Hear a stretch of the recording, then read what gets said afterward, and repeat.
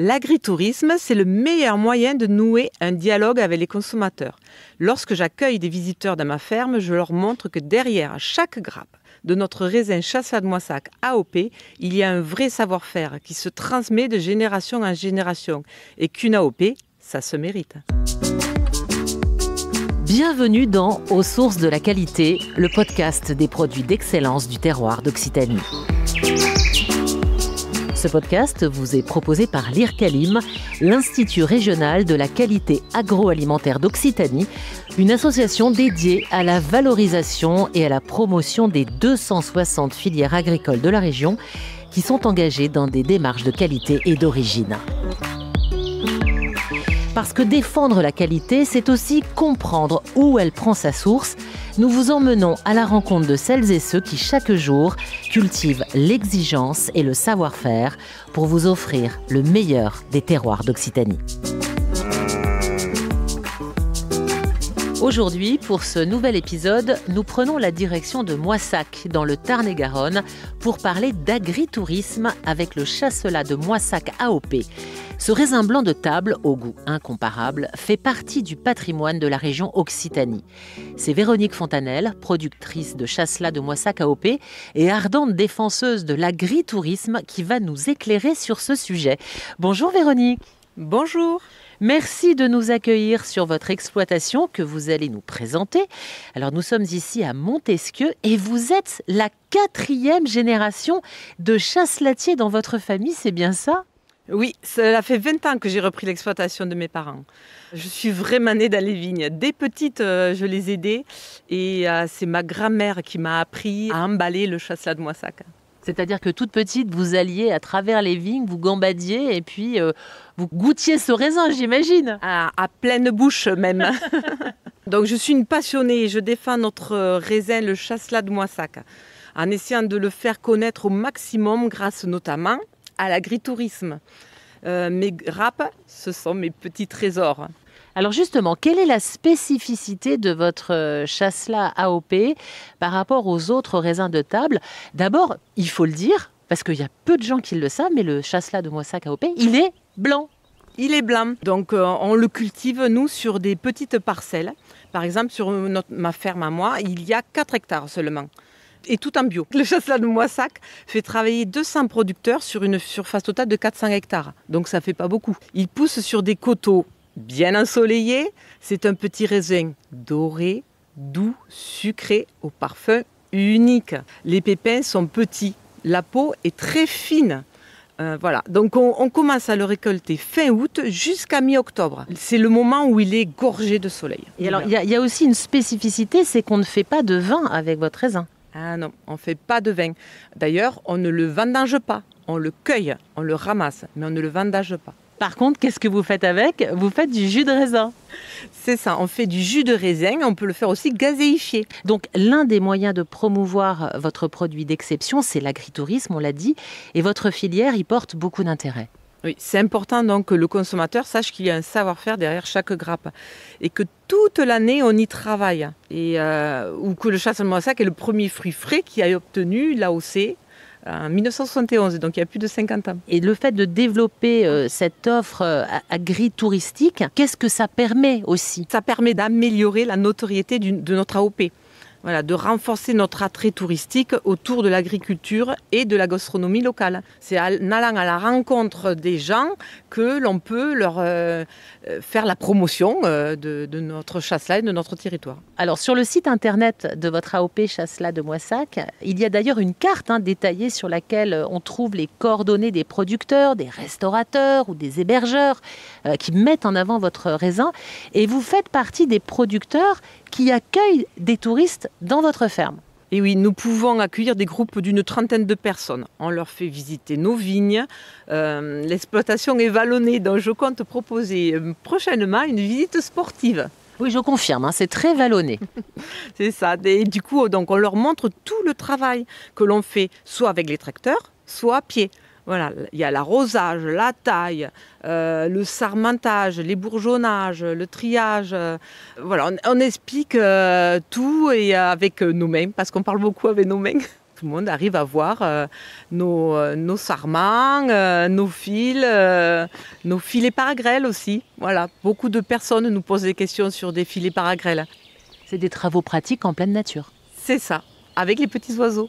Alors vous travaillez aussi en collaboration avec l'Office du tourisme, de quelle manière? Eux, ils font la visite de l'abbaye de Moissac, qui est inscrite au patrimoine mondial de l'humanité, ou encore aussi, ils visitent l'Uvarium. Qu'est-ce que c'est que l'Uvarium? L'Uvarium, c'est un endroit où c'est que l'on faisait des cures de chasselas. Mais à l'intérieur, vous avez de l'art déco qui est magnifique.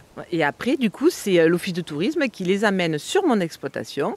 Et là, je peux leur apprendre ce qu'est mon métier. Et donc Véronique, ça tombe bien parce que à côté de votre exploitation, là, il y a un camping-car. C'est vous, Christine, qui avez dormi ici dans votre camping-car chez Véronique? Tout à fait. Hier, nous sommes venus ici pour pouvoir dormir tranquillement sur une exploitation, pour découvrir certains lieux, certaines exploitations, certains métiers, parfois, parce qu'on a la possibilité de discuter avec les propriétaires, de découvrir ce qu'ils font, parfois de déguster.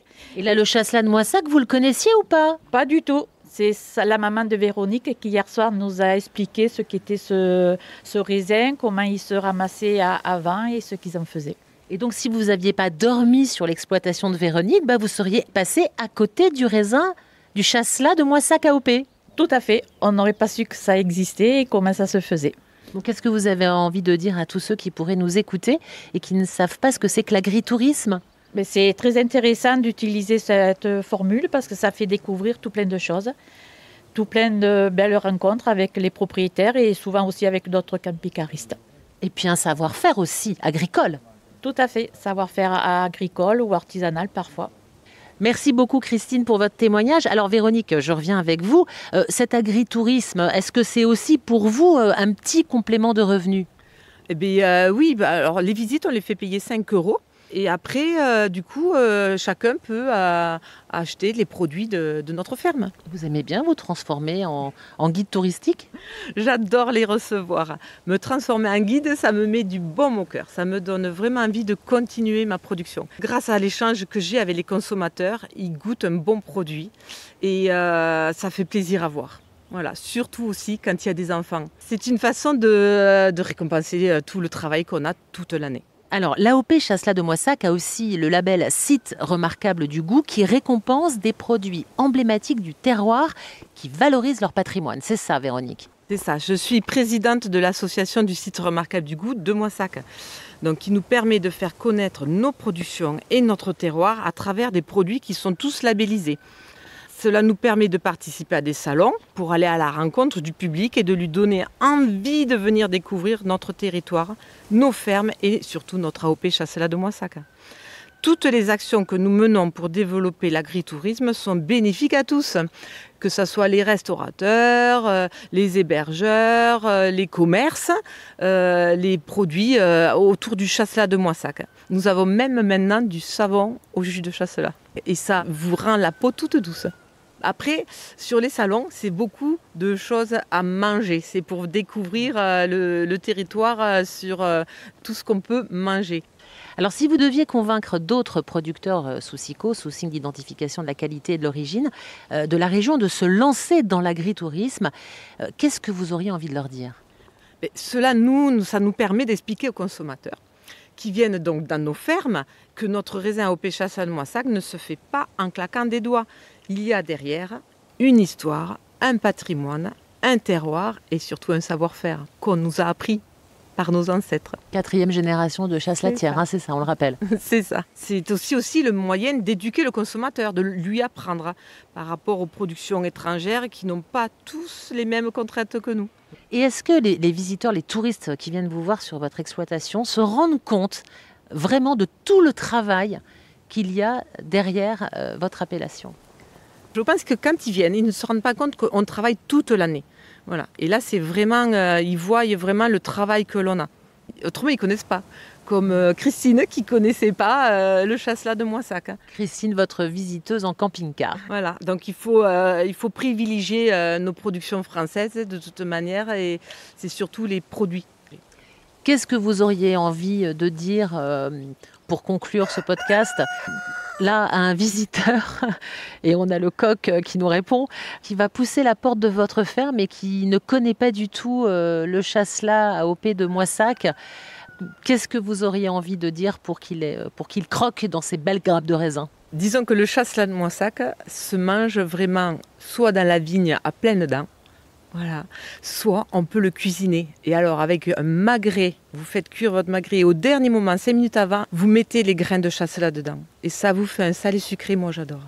Merci beaucoup Véronique pour cette visite guidée au milieu des vignes et pour cette découverte du chasselas de Moissac AOP, véritable emblème de la région. Alors je n'ai qu'un conseil à vous donner, programmez vite un petit week-end à Moissac pour découvrir ce magnifique village et son incroyable AOP et pour partir à la rencontre de ces producteurs passionnés qui, comme Véronique, se feront un plaisir de vous accueillir dans leur ferme. Et on vous accueille à bras ouverts. Merci d'avoir écouté Aux sources de la qualité, le podcast des produits d'excellence du terroir d'Occitanie. Une initiative de l'IRCALIM, l'Institut régional de la qualité agroalimentaire d'Occitanie, avec le soutien de la région Occitanie-Pyrénées-Méditerranée et la marque régionale Sud de France. À très vite pour un nouvel épisode.